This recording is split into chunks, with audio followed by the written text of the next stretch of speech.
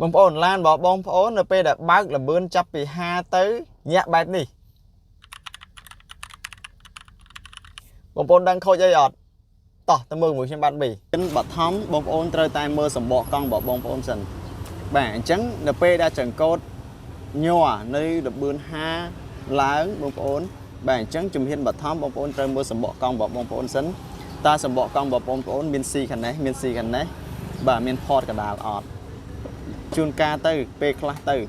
រហូតដល់លើសំឡេងងុងទៀតបងប្អូនណានេះគឺជាបឋមបងប្អូនត្រូវមើលសម្បកកង់សិនដែលវាឈានទៅដល់ទៅចង្កូតញ័របាទទី2បងប្អូនត្រូវមើលដេរ៉ាបាទរាល់ដេរ៉ានៅលើនេះនៅលើសម្បកកង់វាមានដេរ៉ានេះបាទនេះហៅដេរ៉ានេះគឺយើងវាស់បាទទីប្រជុំទម្ងន់កង់បាទរង្វើលជុំដើម្បីឲ្យវាស្មើនៅពេលដែលរត់កុងទ័របាទរត់លបឿនលឿនវាធ្វើបាទរង្វើលជុំស្មើល្អមិនបោលបាទមិនយោបាទនេះហើយគឺជាចំណុចដែលយើង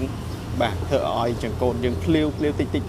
ចដែលមានអារម្មណ៍បែបហ្នឹងបងប្អូនអញ្ចឹងបងប្អូនមើលដេរ៉ាតើមានដេរ៉ារបស់យើងនៅលើកង់ហ្នឹងមានជ្រុះចេញអត់ព្រោះអីយើងរត់នៅតាមផ្លូវជួនកាលទៅវាជ្រុះជួនកាលវាលបោតអញ្ចឹងបងប្អូនត្រូវមើលកង់4គ្រាប់បាទចំណុចដែលបងប្អូនត្រូវមើលនោះគឺកង់មុខតែម្ដងកង់មុខមកគូតែម្ដងនៅពេលដែលរត់ទៅធ្វើឲ្យចង្កូតនោះវាលែងភ្លាវអញ្ចឹងចំណុច2ដែលបងប្អូនត្រូវមើលលក្ខណៈជាបឋមចំណុចទី1សម្បកកង់ទី2ដេរ៉ាហ្នឹងបងប្អូនណាអូខេអរគុណច្រើន